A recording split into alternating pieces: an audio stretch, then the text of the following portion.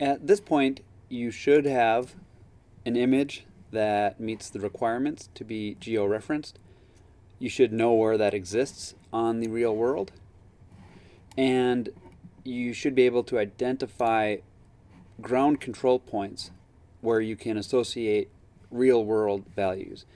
And in this example, we found out that it is in Los Angeles, and there's some really good points to use here. So all we need to do is click on this Geo Reference Tool right here when you're ready to go.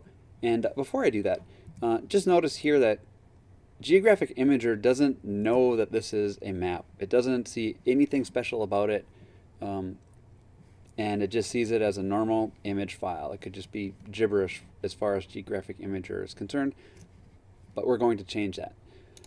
When you click on the Geo Reference image, or I'm sorry, Geo Reference Tool, you should see this. Now, very important, the first things you want to do is specify this coordinate system.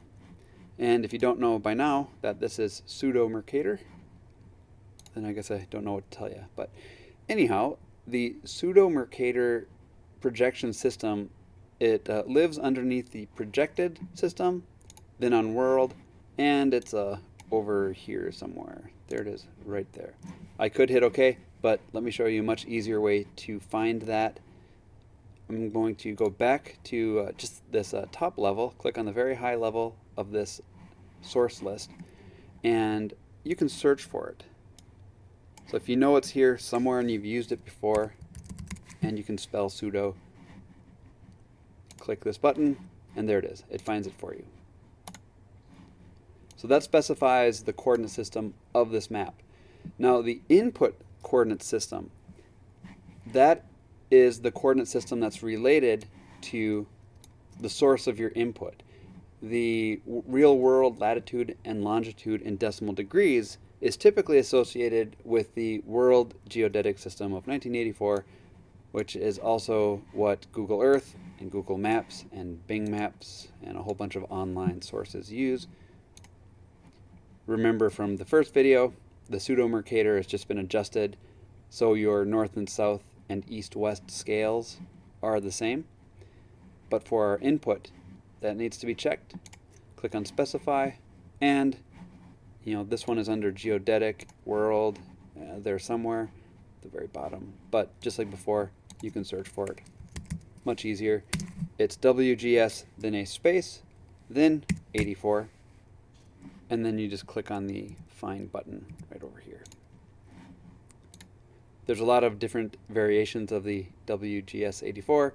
You want the one that doesn't have anything behind it. Decimal degrees should be selected, and your geodetic precision should be set to 6. That can be 3, that's fine. Alright, so if it looks like this, you're ready for the next step. And what I'll do is you don't need to see that bottom part, just to give us a little bit more real estate. We need to place our ground control points using the little pencil button here.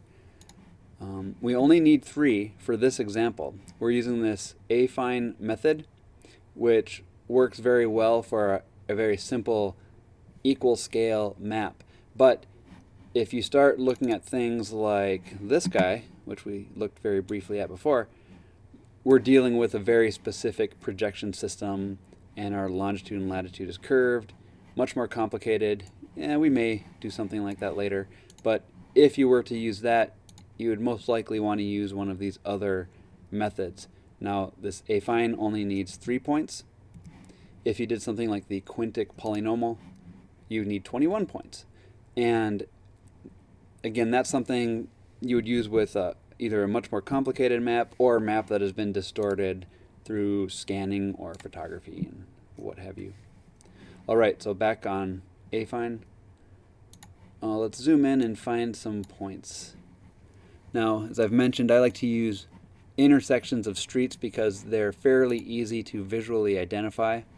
I'll click on this point, or the Add Point tool, and just try to get the most center of that you can find. If you want to move it around, just click on the little Select tool, highlight your ground control point, and you can reposition it if you're getting really picky.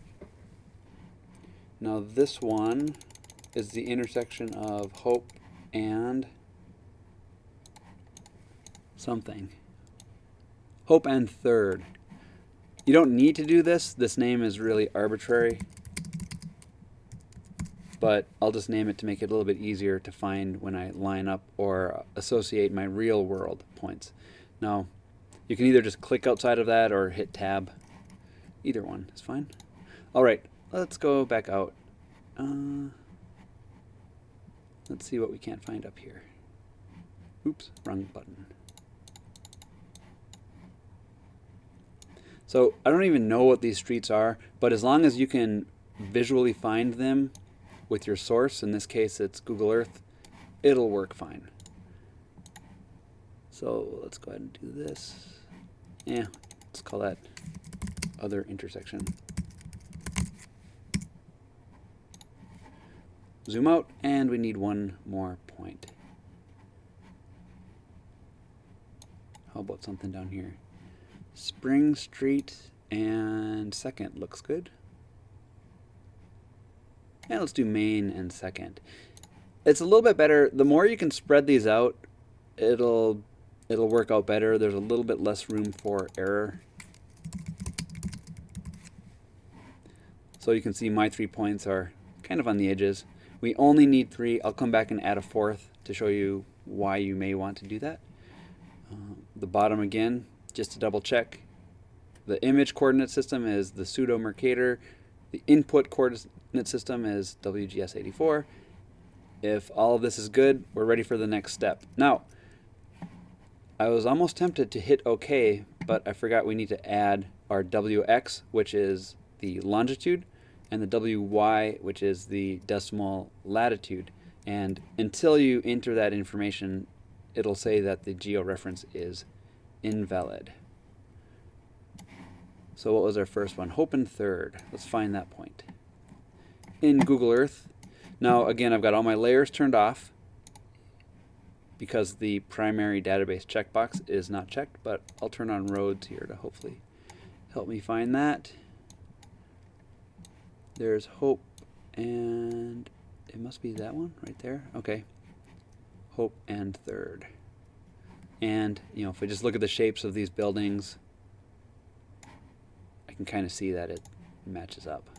So it's always good just to do a quick visual analysis to make sure you got the right point.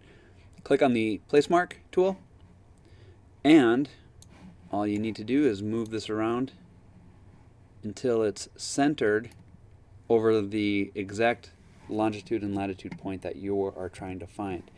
Something definitely worth mentioning here, if you have this icon selected, it's at the center of the little icon. If you have the push pin, which is the default icon,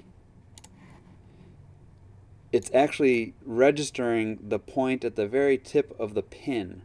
So just keep that in mind. If you're using this guy, you want to point the end of the push pin at the ground control point you're trying to find. If it's something else, such as this tool, that icon, then it's right at the center. But regardless of the icon, these are the values you want. Now be careful selecting these. Don't grab the little degree symbol. Make sure you get the negative. So I'll copy that. And you could either write all these down and then come back and cut and paste them. But for the sake of this screen capture, I'm just going to hop back and forth. I'll click OK just in case I want to come back and double check that. All right, so, oh yeah, the other one was our little mystery intersection.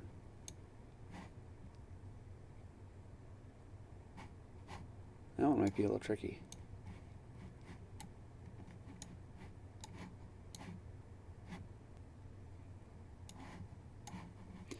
Okay, that one looks like it should be right in that area, but obviously this map has been changed since then, so that's not going to work. Let me just go ahead and select that, hit the subtract button, and let's find something else. Yeah, how about this little guy? You don't have to use intersections. Symmetrical shapes are also very nice because they're easy to visually identify. Circle. All right. Let's see if we can't find that circle, because that road doesn't exist. Okay, it's whatever this guy is. Yeah, that should work pretty well. Little gazebo. Add my place mark and get my values.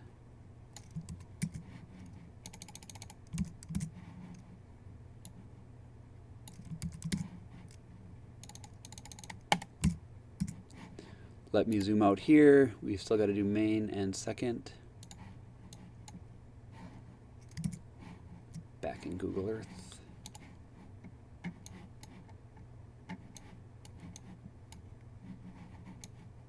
There is main and there's second right there. So it's kind of a weird shaped intersection. Just do your best to get the actual intersection of the center lines, because that's where I place my ground control point. And once again, copy and paste the values.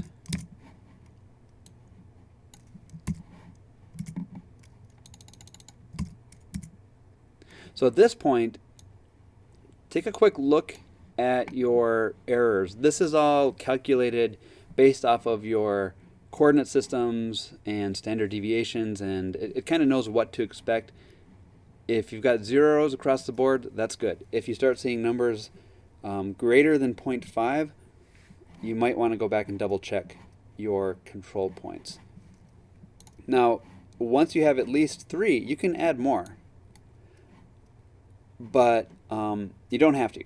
And I like to add at least one more just to check my math, so to speak. So I'll take a look at 3rd and Hill Street.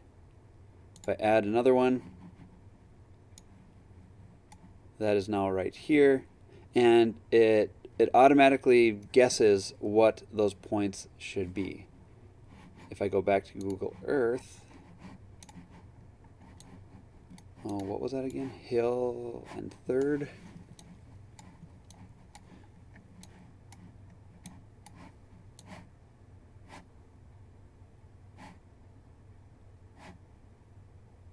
I guess that's it. Okay, so this should be it. Looks like a lot has changed in Los Angeles since that map was made. I'll put this right here. Now, I'll just move this out of the way. So these numbers up here should be very similar to these ones right here. And I can see that my latitude is, oh gosh, pretty close, almost to 5 decimal places. And the other one is pretty good too. So, you know, I'll just call that good. And again, I just like to do that to kind of check my math, make sure everything is okay. Now, once you have at least 3 or more, you'll see that the geo reference is valid. We're manually adding our points, so we have to have ground control point selected, and then click OK. Very important. This message is just warning you that it's saying that the ground control point. Let me move this up. Whoops, I guess you can't see it, but I'm looking back on my geo reference palette image here, and I have it set to ground control point. Anyhow, it's warning that it's a non-standard thing, and some things don't like it. Incidentally, Google Earth Pro doesn't like it. So make sure you hit no. We do not want to convert this at this point. And this is what I was looking at just a moment ago that you could not see. So this image, in terms of geographic imager, is now geo-referenced, but the job is not quite done because we want to get this in a format that Google Earth Pro likes. And once you have anything correctly geo-referenced, you can always transform it to something else.